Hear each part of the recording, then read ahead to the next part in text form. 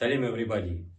Осыдан бір жыл бұрын, жаңағы Оралдың қасында бір Жымпиты деген поселок бар. Сол Жымпиты поселоктан бір қонаққа бардым. Қонақ бітіп, жаңағы қонақтан Оралға қарай шығайын деп жатырмын. Жаңағы қонақ шақырған кісі айтады маған: осы ауылдың шетінде, Жымпитының шетінде бір нағашым бар, Оралға бару керек еді, соны Оралға алып кетші дейді. Мен айтамын: давай, жақсы дедім. Содан қаланың Жымпитінің шетіне бардым, жаңа үйінің алдына.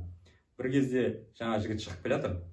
Мен өзім ол кезде, осыдан бір жыл бұрын, банкта проблемный отдел бар. Сол проблемный отделда жұмыс істеп жүрмін. Адамдарға звондаймыз, жаңағы карточкаларын жабамыз, соттасамыз, сол отделда жұмыс істеймін. И бір кезде жаңағы жігіт келіп отырды, примерно 50-дегі кісі. И бетін қараймын, что-то беті таныс. Содан кейін барып есіме түсті ғой, менің портфелімдағы именно менің должнигім екен. Еще не просто должник, а самый конфликтный, злостный должнигім екен. Постоянно звондаймын соған. Алло деп. Есімі Бахтияр. Алло, Бахтияр, кім еді отчество? Мадиярович. Бахтияр Мадиярович десең, сразу видеді ғой. Ебаный в рот, маған звондама дедім оны. Звондама маған, көтіңді айырып тастаймын. Телефонын артып. Екіншісінде звондайсың: алло, Бахтияр Мадиярович, кредит жөнінде звондап тұрмын. Менде нан алатын ақша жоқ, 200 теңге ақшам жоқ. Мен саған айттым ғой, елки-палки, шипасики эррайын, көтіңді айырам, звондама маған. Вот именно сол жігіт мініп жатыр ғой. Ана жігіт отырды, содан кейін ал кеттік дедім. Мен енді ол жігітті танып тұрмын, өйткені бізде жаңа полностью досье бар ғой, жаңа фотосы, қай жылы дүниеге келген, аты кім, бәрі бар да. Ол кісі мені танымайды, енді мен телефоннан тек звондаймын ғой, болды. И содан кейін жаңа әңгіме бастады. Ал енді жол біршама алыс қой, танысып отырайық. Есімім Бахтияр дейді. Мен ішімнен айтып қоямын: есімің сенің Бахтияр, фамилияң Ескендіров, отчествоң Мадиярович, Ескендіров Бахтияр Мадиярович, 71-ші жылы дүниеге келгенсің, 6 миллион кредитің бар, бірде-бір төлемегенсің деп ішімнен айтып жатырмын ғой.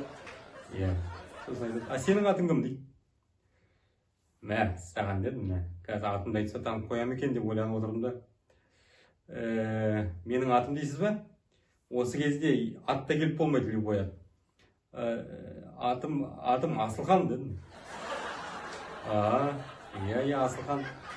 Менің атым Бахтияр. Қаяқтансың? Солай. Қайда жұмыс істейсің? Жұмыс істейсің ба? Негізі не?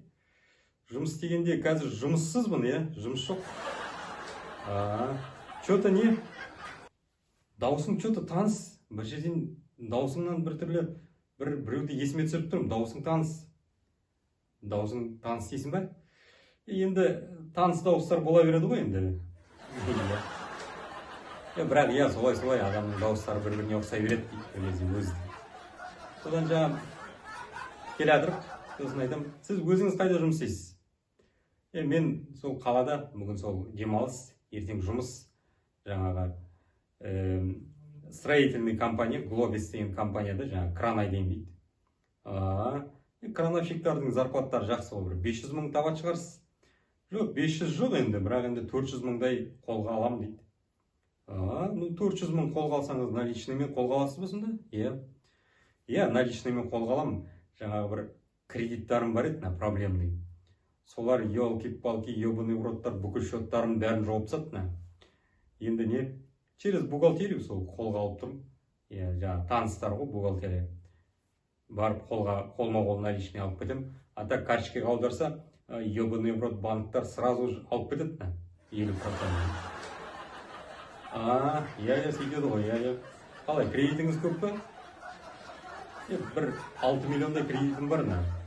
Басында енді 10 миллионға алам деген, 10 миллион бермеді. Сол ең соңында 6 миллион. Енді жайлап төлемейсіз бе? Вообще ол кредитті төлейтін ойым жоқ. Кезінде сол алғанда да 10 миллион алсам, 10 миллион берген кезде сол алып, жаңа Ресейде туыстарым бар, соған қарай кетіп қалам ба деп ойлаған бұл негізі. Бірақ бермеді 10 миллионды дейді. Иә, сол 6 миллион берді.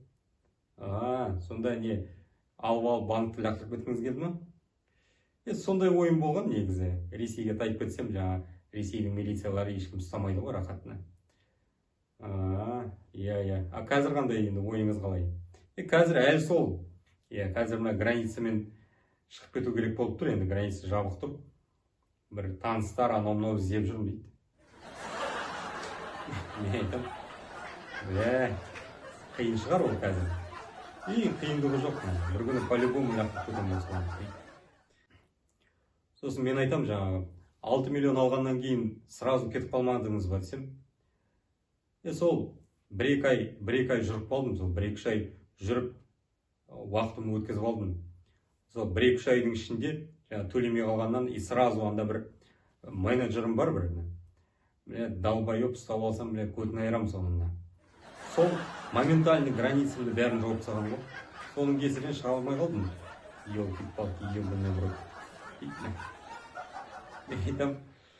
Ол енді шустрый менеджер болып тұр ғой. Бірақ енді оны боқтай берудің керек жоқ шығар ол менеджерді. Оның орнына басқа адам келсе, ол да сөйтеді ғой по-любому. Оның кінәсі жоқ қой, енді қалай болғанда да оған енді приказ келіп тұр ғой солай. Приказ келсе де келмесе де бір сөзге түсінбейтін сондай бір далбан өзі дейді. Енді оны далбан деп айтуға келмейді шығар енді. Оның да жұмысы ғой енді. Қазір мысалы сіз 400 мың аласыз, жайлап аз-аздан төлей берсеңіз де азаймай ма сол кредит? Сен қазір бар ғой, да? Менің ана менеджерім бар, тап сол сияқты айтып отырсың қазір бар ғой. Даусың да соған ұқсайды. Енді дауыс деп қоймадыңыз ғой. Дауыс енді ұқсайды ғой, адамдардың көп дауысы бір-біріне. Деп сөйтіп әңгіме айтып келдік, бір кезде жаңаға Оралға жеттік. Оралға келгеннен кейін түсер кезде түсіп жатырды да, маған 5 мың беріп жатыр. Неге? Сізді жаңа попросить етті ғой, сол үшін әкеліп тастап жатырмын ғой. Жоқ, ал сен жұмыссызсың ғой. Жұмыссыздарға любой ақша пайдаға сатқан 5 мың салып алдым. Керек бұл ақша. 5 мың салып алдым. Содан екінші күні жұмысқа келгеннен кейін сразу первый очередь жаңағы жігітке звондайсың ғой. Алло. Ескендіров Бахтияр Мадиярович. Сен ба не, тағы звондап жатсың ба? Елки-палки, мен саған нағыл дедім. Звондама маған. Ебаный в рот. Тоқтаңыз. Менде бір информация бар. Сіз мына Глобес компаниясында жұмыс жасайды деп жатыр, естідім. Жаңағы бухгалтериядан, черный кассадан ақша алады деп естіп жатыр. Осы информацияны енді Глобесқа апаратын болсақ, ертең бухгалтерға да қиын болады, сізге де қиын болады ғой. Дедім. Ол информация қайдан сенде дейді? Мен айтам, осы кеше біреулер айтып жатыр, сіз Жымпиттен келдік деп айтып жатыр. Кешегі жігіт бәсе дауысы ауылмайды. Қайдан көрдім десем сен екенсің ғой. Не ғой брат дейді маған. Мен айтам, қалай брат? Осы постоянно ебаный в рот едім, қалай енді брат болып кеттім бе? Не ғой? Кездесейік бір, сөйлесейік. Сөйтіп жаңағы екеуміз кездестік, отырып әңгіме айтып, бір келісімге келдік. Қазір каждый ай сайын 70 мың төлейді. Постоянно менің, Бахтиярды айтам, постоянно менің көтімді айрам дейді. Қазір көтіме кіріп жүр қазір. Бірақ енді мен ол жерден кетіп қалдым енді қазір. Қазір енді ол жұмыста істемеймін. Жақсы көңіл күй менен, лайк, подписка, шер, коммент сізден. Сау.